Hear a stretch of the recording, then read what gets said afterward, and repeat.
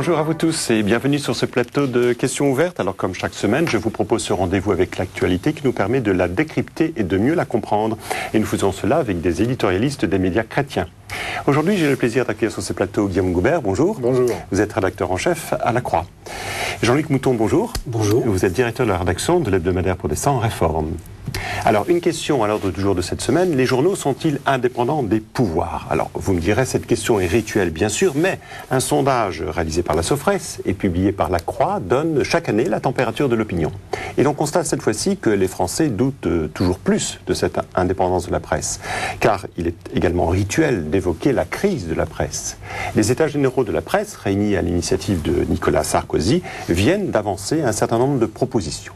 Alors, les médias sont-ils irrémédiablement liés aux forces politiques ou au règne de l'argent? Comment être un journaliste libre mais fidèle à une cause, qu'elle soit politique, culturelle ou religieuse? En un mot, croire en un journalisme professionnel, crédible et fiable, est-ce de l'utopie à l'heure d'Internet? Alors avant d'entendre nos invités, je vous propose d'aller faire un petit tour du côté de votre rédaction, Guillaume, à La Croix, histoire de savoir comment ce sondage a été réalisé et comment il a été interprété. Et le reportage est signé François Lespès. On le regarde. Quel rapport les Français ont-ils avec les médias? C'est le sujet de la grande enquête réalisée par le journal La Croix depuis plusieurs années et qui vient de sortir son 22e baromètre.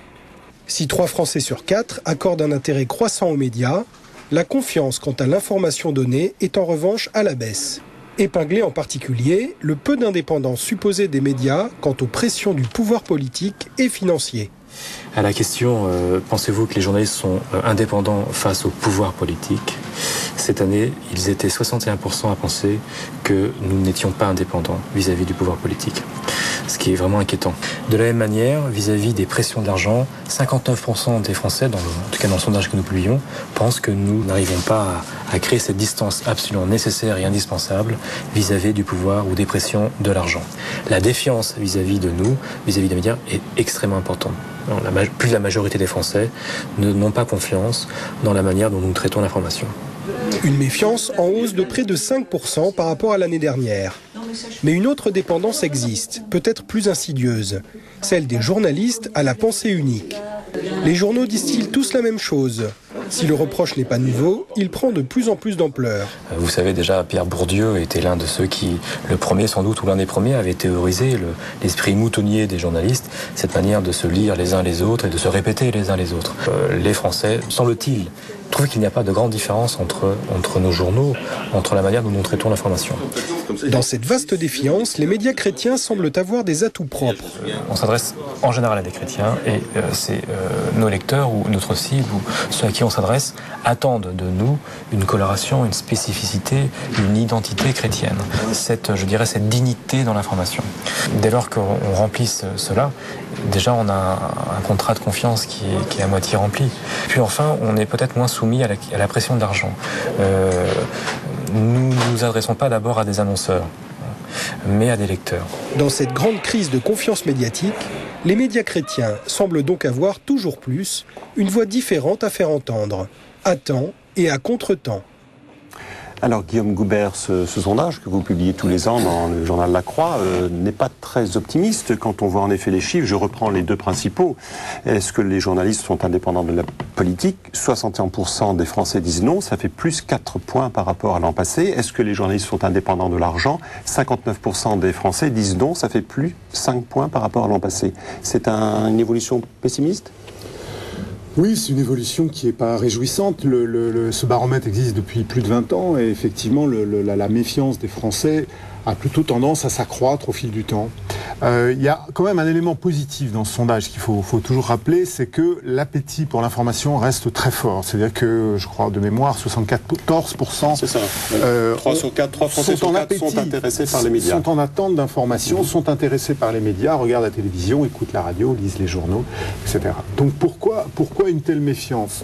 Je pense que ça procède de la crise de confiance globale qu'il y a dans la société, où il y a une méfiance à l'égard de tous les pouvoirs. La presse, les médias sont un pouvoir, on ne peut pas le nier, et je pense que il y a une suspicion à l'égard de tous les pouvoirs, qu'il s'agisse des partis politiques, qu'il s'agisse des autorités administratives, qu'il s'agisse des églises, des syndicats, etc. Toutes ces institutions inspirent de moins en moins confiance, et les médias partagent ce discrédit. Jean-Luc Mouton, vous partagez cette analyse? Oui, tout à fait. J'ajouterais même un point, c'est que ce sondage parle autant de nos publics, des publics, que des journalistes. Si vous voulez, pour donner un exemple très concret aujourd'hui, c'est la semaine dernière, par rapport à ce qui s'est passé à Gaza, vous avez des gens, on a reçu des communiqués, des mails de gens qui étaient musulmans en disant ce qu'on nous raconte sur Gaza est scandaleux, c'est pas ce qui se passe en réalité. Et puis vous avez d'autre côté des communautés juives, des associations juives qui nous disent on nous raconte que les morts, on ne parle pas de la réalité politique qui se passe. Donc on a un public de plus en plus fractionné, on a des gens qui ont une vision communautariste, enfin je veux dire très très limitée, et chacun veut retrouver dans les médias ce qui lui paraît juste, ce qu'il a trouvé sur Internet, ce qu'il a trouvé dans ses réseaux familiaux, etc. On a une société de plus en plus éclatée, et effectivement un journal ou un média généraliste ne peut pas recouvrir tout ce champ de diversité éclaté, et donc est toujours suspect aux yeux des uns et des autres. Et la seule parade vis-à-vis de ça, c'est de faire un travail le plus sérieux, le plus rigoureux possible, d'enquête, de recoupement, enfin de faire un vrai travail journaliste. Mais alors dites-moi, puisque vous prenez le cas le plus aigu de la crise à Gaza, alors ça veut dire que ceux qui sont plutôt favorables à la cause palestinienne en France attendent de leur journal qui se montre favorable, et inversement pour la cause israélienne? Ce qui nous a été demandé, ce qui a été demandé par le communiqué à laquelle je faisais allusion, c'est que Al Jazeera soit diffusé en France au même titre que France 2 et TF1, parce que certains ne trouveraient pas leur compte dans ce qui se passe sur France 2 ou sur TF1. Donc ça, c'est très grave. Ça veut dire que chacun veut retrouver, non pas l'information, une information objective, mais veut retrouver la voix de ce qu'il pense et qu'il faut faire, qu'il faut dire aux autres. Et là, effectivement, on ne peut pas suivre. Est-ce que ce n'est pas en contradiction avec le souci, on peut imaginer, des journalistes d'avoir du recul par rapport à l'actualité, si on est obligé d'aller dans le sens du lecteur, en quelque sorte?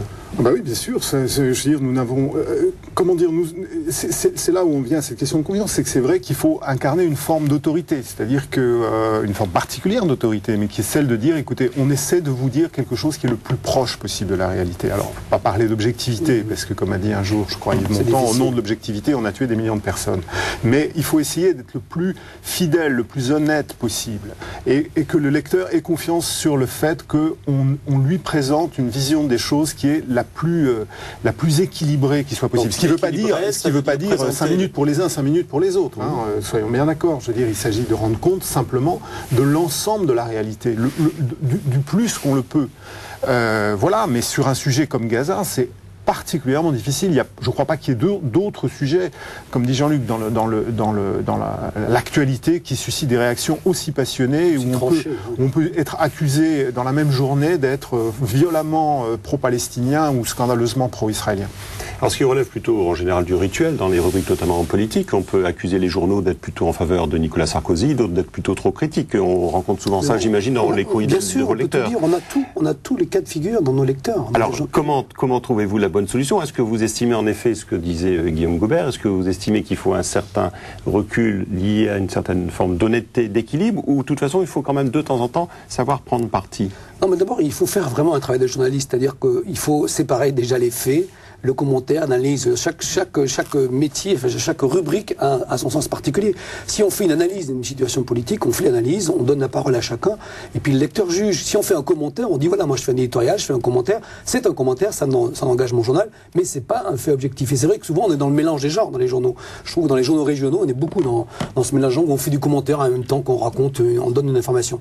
Et là, moi je crois qu'on doit être appelé chacun à faire notre travail le plus sérieusement possible. Enfin, il n'y a que ça, l'exigence et le travail, recouper nos informations, séparer les faits du commentaire, ça me paraît une évidence qui n'est pas toujours suivie dans les médias, dans les grands médias. Alors nous avons plus de facilité parce que nous sommes, enfin pas des petits médias, mais des médias chrétiens avec une éthique, avec une vision, avec effectivement une diffusion plus restreinte que les grandes télévisions. C'est peut-être plus facile pour nous.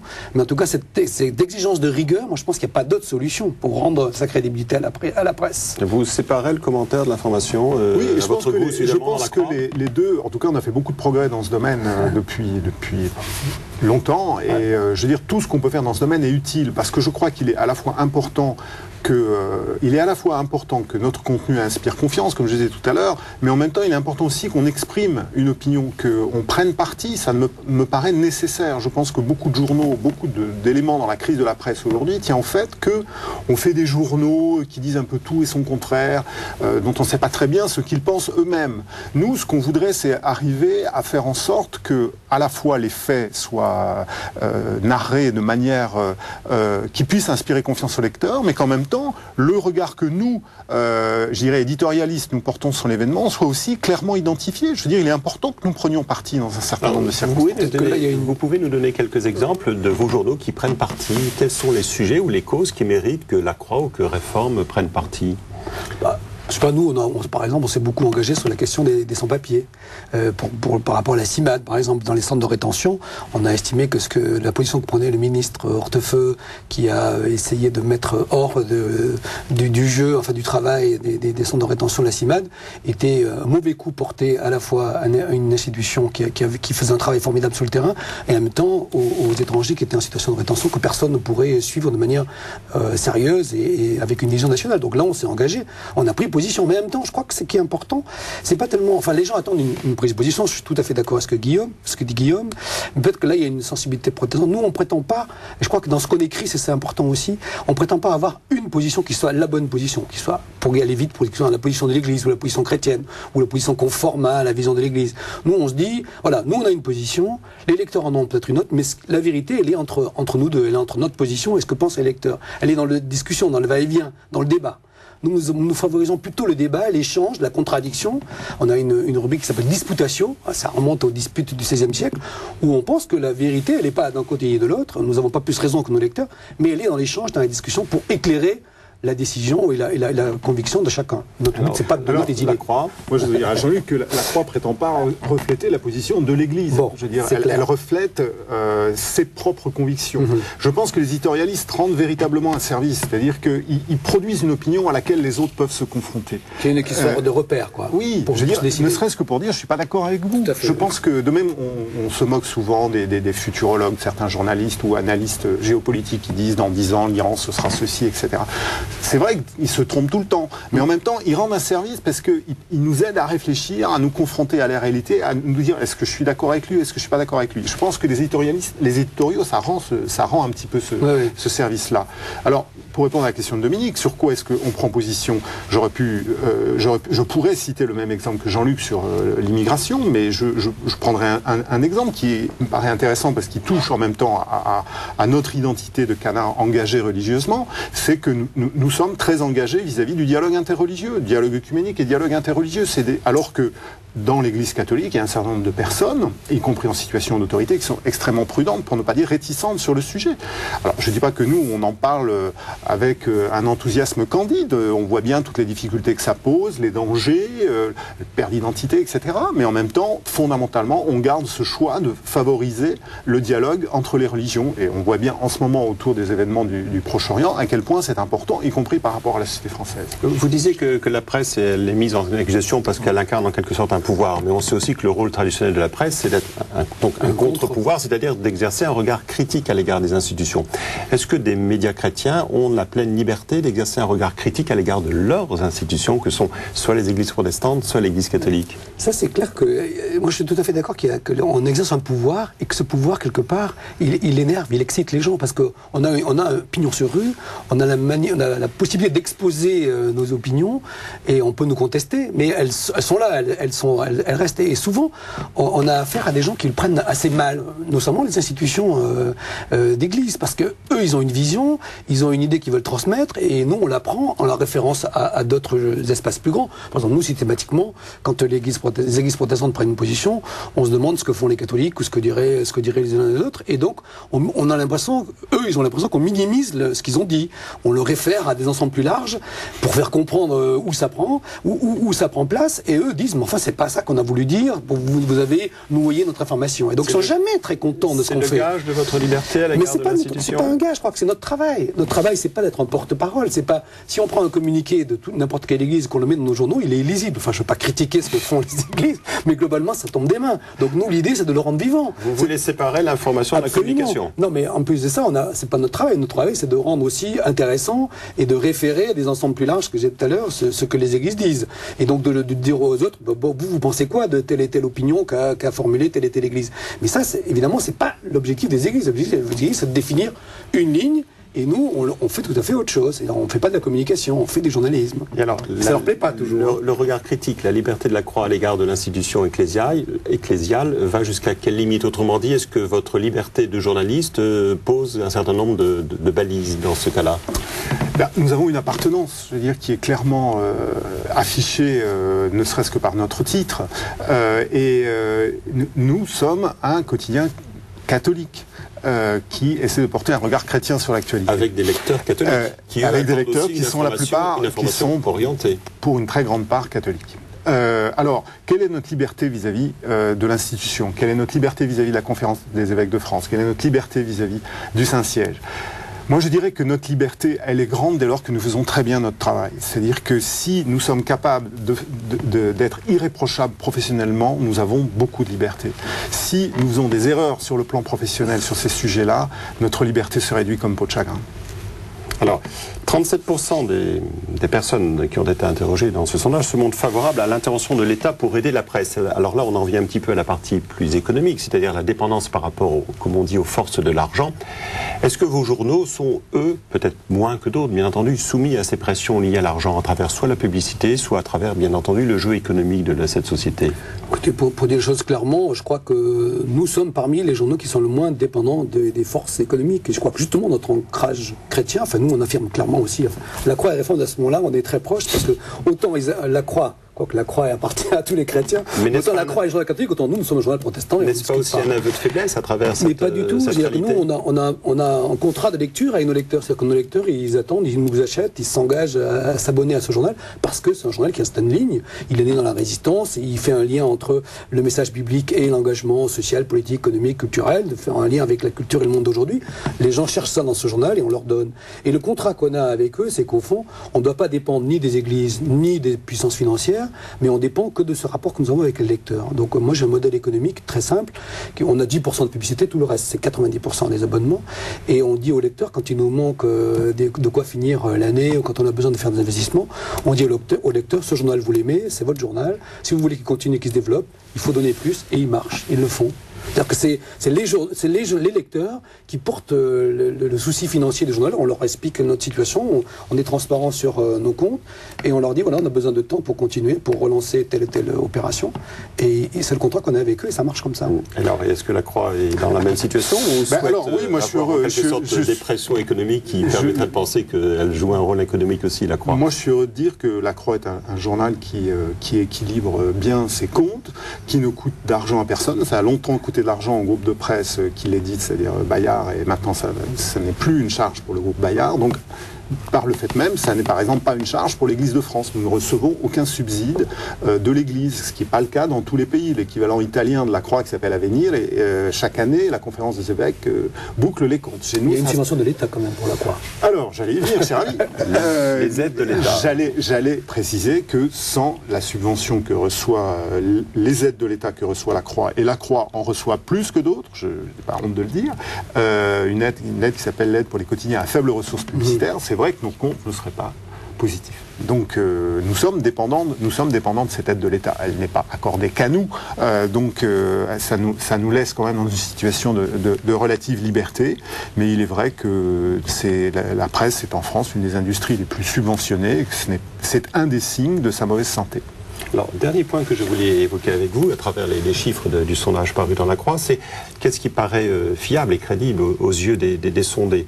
Alors, quels sont les sujets qui méritent d'être travaillés et relatés? Les journaux parlent ont trop parlé de bienvenue chez les ch'tis, de l'élection d'Obama, de la libération d'Ingrid Betancourt, de la grossesse de Rachida Dati, j'en passe, et des meilleurs, et n'ont pas assez parlé des émeutes de la faim, des SDF, de l'environnement, de l'éducation ou des questions liées au chômage. C'est un constat assez sévère. Alors. Oui, alors là-dessus, moi je voudrais quelque chose. C'est que nous acceptons le regard. Oui, voilà. J'accepte le regard critique des lecteurs, évidemment. La Croix, avec un certain masochisme depuis 20 ans, réalise ce sondage, un masochisme professionnel qui n'est pas spécialement lié à notre titre à nous, mais ce sondage où chaque année l'opinion publique a l'occasion de dire le mal qu'elle pense de nous, moi je voudrais dire aussi un peu pas le mal que je pense de l'opinion publique, mais souligner quand même que c'est très très politiquement correct, les réponses des sondés sur ce point. C'est-à-dire que systématiquement, tous les sujets entre guillemets convenables, la presse n'en parle pas assez, et tous les sujets un peu olé olé, la presse en parle trop. Je trouve qu'il y a une espèce de réflexe de bienséance qui ne correspond pas tout à fait au comportement des consommateurs. Prendre un exemple, la grossesse de Rachida Dati. Il se trouve que dans un billet sur le blog de la rédaction en chef de la Croix, Dominique Quignot, la directrice du journal, a évoqué les congés de maternité qu'il y a en ce moment dans la rédaction, en faisant un petit clin d'œil à Rachida Dati. Et ça a suscité un nombre de commentaires tout à fait inhabituels, puisque les gens voulaient qu'on parle de savoir si elle était revenue trop tard au travail, etc. Sujet que nous, dans la Croix, on s'est quasiment interdit d'aborder parce qu'on trouvait justement que c'était un sujet trop people, que c'était un sujet artificiel, qu'on inventait une polémique là où il n'y en avait pas vraiment, etc. Donc dans la version papier de la Croix, on l'a évoqué en détour de phrase pratiquement. Mais on a bien vu dans les comportements des internautes qu'en tout cas parmi eux, il y en avait quelques-uns qui avaient vraiment envie de débattre de ça. Donc je ne suis pas sûr que les personnes sondées soient tout à fait... Alors pas de grossesse de Rachida Dati. Justement, dans la réforme, on fait exprès, c'est-à-dire on fait des choix. On fait des choix éditoriaux, c'est ça aussi être journaliste, c'est hiérarchiser l'information. Et un de nos fondateurs, Jacques Ellul, qui est un penseur qui était à l'origine de la réforme, disait que ce qui était important, c'était de dépasser l'écume des jours, ce qu'on appelle populisation aujourd'hui, pour savoir ce qui dans le long terme portera sens demain. Ce que nous cherchons à travers tout ce qui se passe dans l'actualité, c'est de trouver ce qui aujourd'hui portera conséquence à demain. L'accouchement de Rachida Dati est sympathique, mais moi j'ai rien à en dire. Enfin, je crois qu'il n'en avait sérieusement rien à dire. Par contre, la crise économique face à laquelle nous sommes, là, il y a forcément des conséquences. Gaza, il y a des conséquences. Donc nous faisons que le dur. Enfin, c'est pas pour se vanter, mais c'est notre projet, en tout cas, d'essayer de trouver dans l'actualité ce qui fait sens pour aujourd'hui et pour demain. Très bien, je pense que d'autres occasions nous seront fournies d'évoquer ce rôle des journalistes. Nous allons passer à notre rubrique à la une.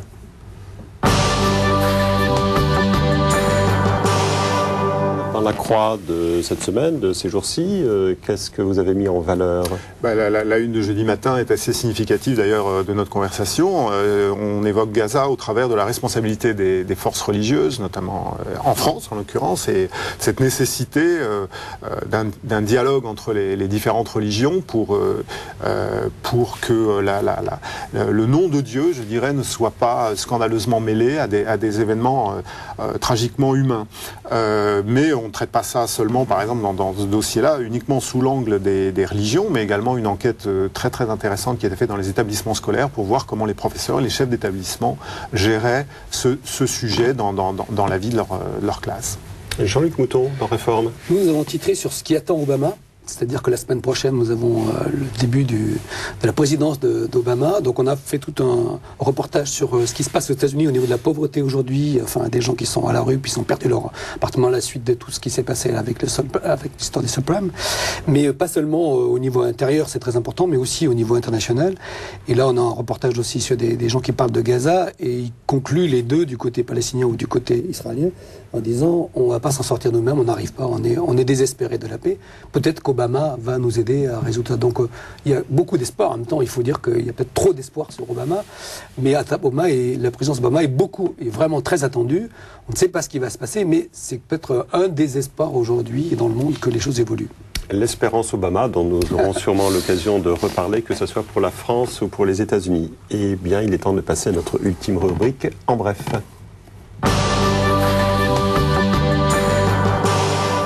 Alors tout d'abord, de nombreuses initiatives de prière et d'action pour la paix à Gaza, on en parlait bien entendu, qui reste le sujet majeur de cette actualité. Ces initiatives qui sont engagées en France, dans les diocèses. Les évêques avaient lancé, vous vous en souvenez, un appel commun avec des responsables juifs et musulmans et de toutes les églises chrétiennes par ailleurs il y a quelques jours. Ils ont redit mercredi, je cite, que ni le terrorisme ni la riposte militaire disproportionnée ne sont des issues acceptables. Par ailleurs, la foi manie est démonstrative et s'appuie sur des traditions. Quelques 800 000 fidèles ont ainsi participé à la procession annuelle du Nazaréen noir. Nazaréen noir, c'est quoi? C'est une statue en bois qui représente le Christ sur son chemin de croix. La tradition populaire prête en effet à cette statue des pouvoirs miraculeux. Elle a en effet échappé en 1606 à l'incendie qui a détruit le bateau à bord duquel elle est arrivée aux Philippines, et ce sont des missionnaires augustins qui l'avaient amenée du Mexique. Enfin, sachez que Dieu est tendance, oui, puisque le débat entre athées et croyants fait rage. Devinez où, vous l'avez peut-être vu, sur quelques 800 bus britanniques. Et il n'y a probablement pas de Dieu, peut-on lire sur cette annonce. Alors cessez de vous en faire et profitez de la vie. C'est ce qu'on peut lire sur ce slogan donc, qui est affiché sur les bus de Londres. Cette campagne a été lancée en réponse, il faut quand même le rappeler, à un message d'un mouvement évangélique qui avait fait pareil, qui avait placardé en juin dernier sur ces mêmes bus un message qui promettait aux non-croyants une éternité de tourments en enfer et un lac de feu. Alors, ce débat britannique a fait des émules, à Barcelone et prochainement à Gênes et à Washington, mais en Australie, ce slogan proposé a été refusé par le principal afficheur. Il disait « Athéisme, dormez le dimanche matin ». Voilà, cette émission est terminée. Vous pouvez réagir et vous pouvez également la regarder sur notre site www.ktotv.com. Il me reste à remercier mes invités Guillaume Goubert, Jean-Luc Mouton, et à vous donner, vous, chers téléspectateurs, rendez-vous la semaine prochaine. Je vous souhaite un très bon week-end. À bientôt.